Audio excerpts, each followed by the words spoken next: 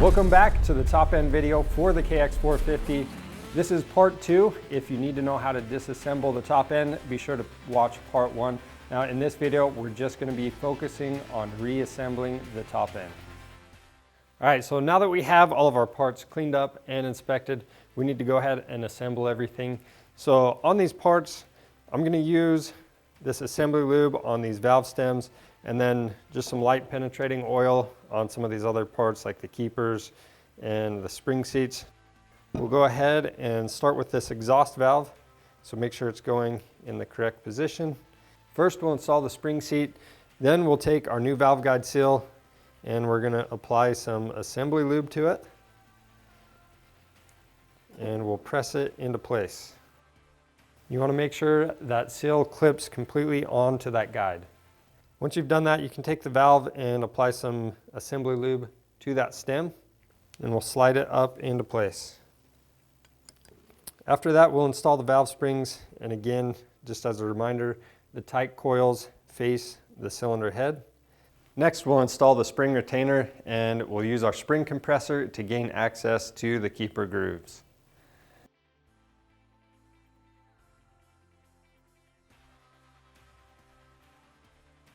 And the next thing we'll do is install our keepers. Now, it's a good shop practice to replace these keepers anytime the valves are apart, but if you're going to reuse the old keepers, just make sure you keep track of which keepers go to which valve, because they all wear together and you want to keep those same parts together.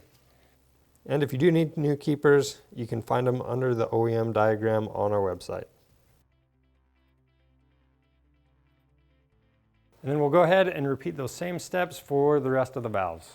Now that we've gone ahead and installed all of the valves, what I'm going to do is take a punch right on the end of the valve, and we're going to hit it with a hammer, and that's going to make sure the keepers are seated all the way.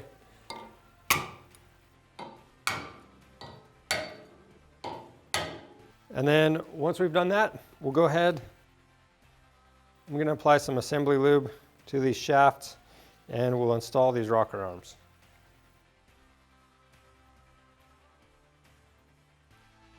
All right, next thing, we're going to do our piston ring end gap. Now, these replacement pistons, most of the time, these end gaps are going to be right on the money, but we want to verify and make sure that we're good. So I'm just going to take this top ring or compression ring. I'm going to install it evenly into the cylinder. And I'll take my feeler gauge, measure that gap. So the spec on this one is going to be between 9 and 13 thousandths of an inch is what we're looking for. So I'm going to start on that smaller end. So this one goes in easy. That's the main thing you want to check for, is that the smaller end goes in. If it's too big, that's usually when you're checking for a used piston ring, if it's worn out or not. So we know we're good on this compression ring. We'll go ahead and use it. Now I do want to point out on the oil control rings, usually it's a big enough gap, you're not going to have to worry about that. So we're not even going to touch these. And we're going to go ahead and install the circlip, one of these circlips, onto the piston. And that way it's just going to make things easier once we're putting this on the bike. Now when you put the circlip in, you need to make sure that this open end is either facing the 6 o'clock position or the 12 o'clock position. So I'm just going to start with this opening at the 6. And we're going to use some small needle nose pliers and work it into place. And then you can see when we installed that, the gap actually moved a little bit. So I'm going to take a pick and pull that back to the 6 o'clock position. All right, next thing, we need to install the ring. So we're going to install this oil ring expander. Make sure that the ends don't overlap on each other and that they butt up against one another. And you want that gap towards the intake side of the piston. This arrow is going to be the exhaust side of the piston. Now as far as the oil rails go, what we're going to do is we're going to rotate this at least 20 degrees to the side. We'll put this bottom one on first.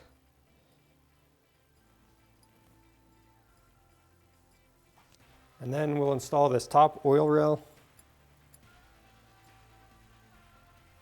All right, so again, the oil ring consists of 3 different parts. So You have the oil rail on the bottom, the expansion ring in the middle, and then another oil ring on top. And so the gaps are going to be right here, straight towards that intake side of the piston, and then one right here. Now, for the compression ring, we have a marking on top of ours. So you're going to want to find that on your ring. That side faces up, and then this gap is going to face the same way where your circle or arrow is, or the exhaust side. And we don't want to stretch this ring as we install it. I'm just installing one end first and wrapping it around until it falls into place. That way we don't extend it too far. All right, next step for us, we need to coat this piston with some oil or assembly lube, as well as the cylinder. Now there's two ways to get this installed. You can install this on the connecting rod at this point, or what I found is a lot easier is to put the piston inside the cylinder, and then we're actually going to slide everything down into place. These rings are already going to be compressed and inside here, and then we'll just slide the wrist pin through and install our circlip. And make sure you put plenty of assembly lube on. It's not going to hurt anything if you have a little extra. We're also putting it on these wrist pin bosses. So when you install this into the cylinder, keep in mind that if this is sitting on the bike, this side right here is going to be towards the exhaust. And so we have that arrow facing that way. And then I'm just using my hands. I'm going to compress the rings and work them into the cylinder.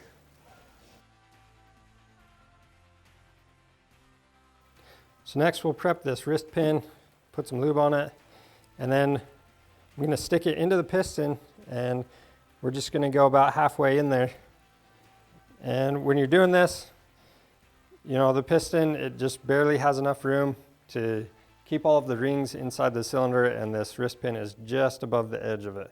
Now that we're ready to install this on the bike, what we need to do on the bike is install our new base gasket and then apply some of this lube to that connecting rod small end. And as you can see, we already have our dowel pins in here, so make sure you get those installed. All right, we've also verified that our timing mark is still lined up on that flywheel and that flywheel cover. So if you're installing the cylinder like this, make sure you have your cam chain fed through there, as well as your chain guide. And then what we're going to do, we've lined up our piston with the connecting rod, and now we can push this wrist pin into place. So now that that wrist pin is pushed into place, what I'm going to do is put a rag down underneath.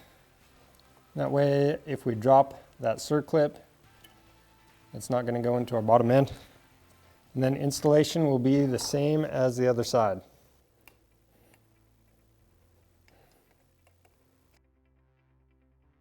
Now we'll remove our rag from the bottom end and slide our cylinder down into place. So at this point, I'm going to wipe off this extra oil that our piston pushed up. Next, we can install our other chain guide. Make sure that seats in its groove in the bottom end.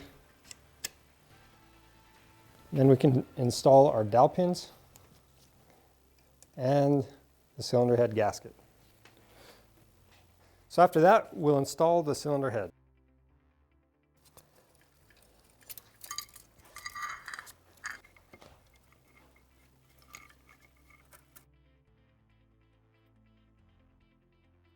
All right, next we're going to install all the cylinder head bolts. We coated the threads in some oil, and it's a good idea to use new washers as well. You can find those under the OEM diagram on our website. Now when you're reinstalling the cylinder head bolts, keep in mind the left two that are closest to the cam chain are going to be a little bit longer than the two that are on the right side. And those ones are going to be just a little bit shorter. And before you start tightening down these bigger ones, you want to make sure to have a few threads started on the two smaller bolts. That way everything's lined up.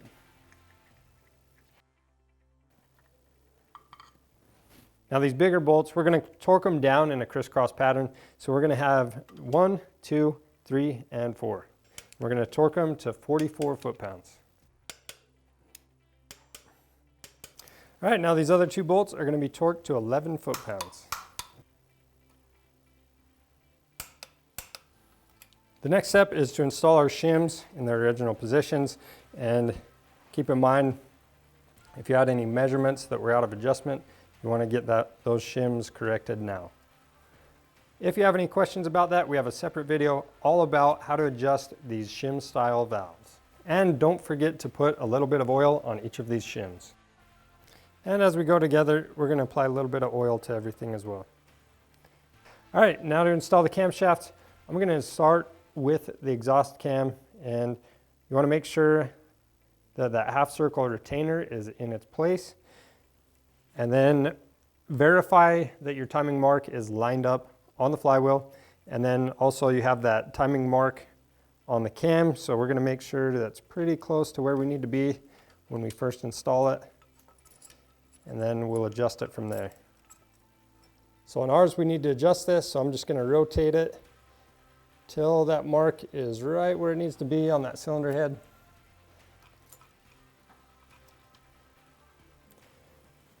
And at this point, I'm going to remove our safety wire.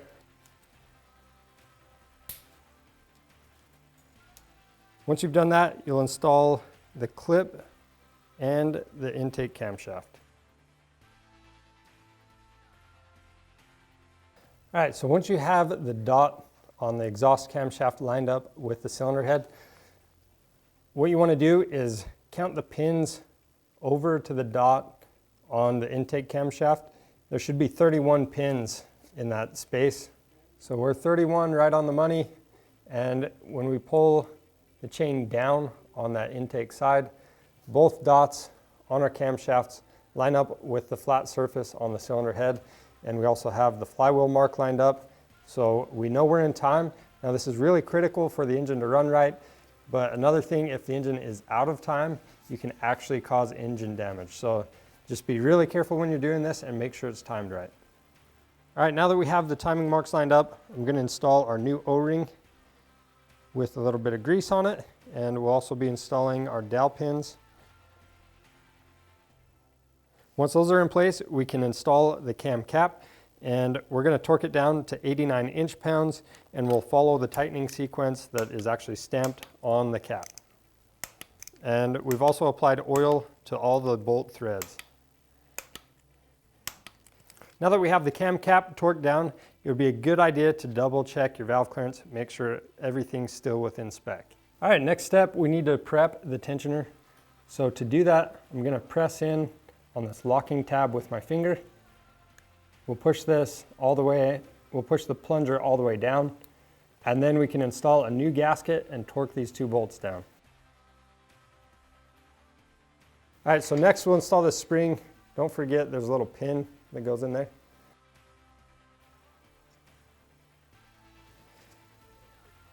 And then we'll tighten down this cap. You can see as we tighten the cap down, this tensioner is automatically going to put the correct tension on the chain. Next, we'll rotate the engine over 2 full revolutions and double check our timing marks to make sure everything is still correct. If anything is off, then you want to go back and make the appropriate repairs. And then we'll go ahead and we'll install our valve cover.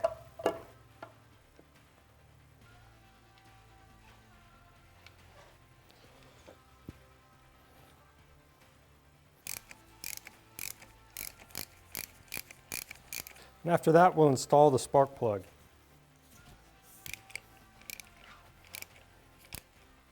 All right, the next step is to install our engine hangers on both sides.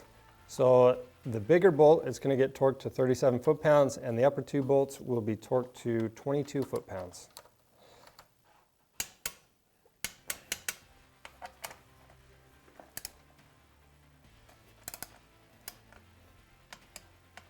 Next, we'll reinstall the engine plugs.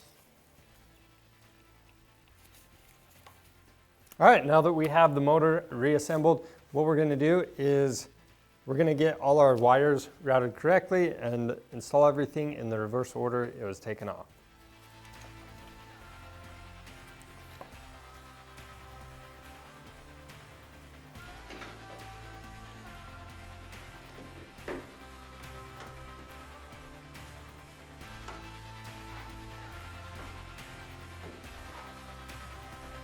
The last things we need to do before we start the bike are make sure we have a clean air filter.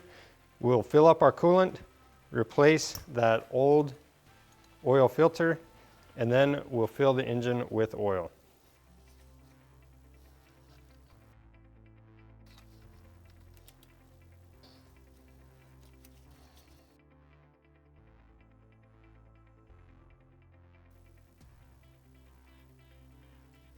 Now that we have the bike put back together, I want to talk about engine break-in. Now, our owner's manual does want us to take it easy on the engine for the first hour of use anytime you replace that piston. So the first ride, you're going to be about 20 minutes and warm the engine up. You'll run it under a half throttle, and then you're going to let the engine cool down completely after that. The second ride, you're going to be going up to 3/4 throttle, and then after that, you're good to go. So that's all there is to break in. If you need these parts, we have a lot of different options available on our website, so be sure to check that out, and remember to subscribe to our YouTube channel for more helpful content. Thanks for watching.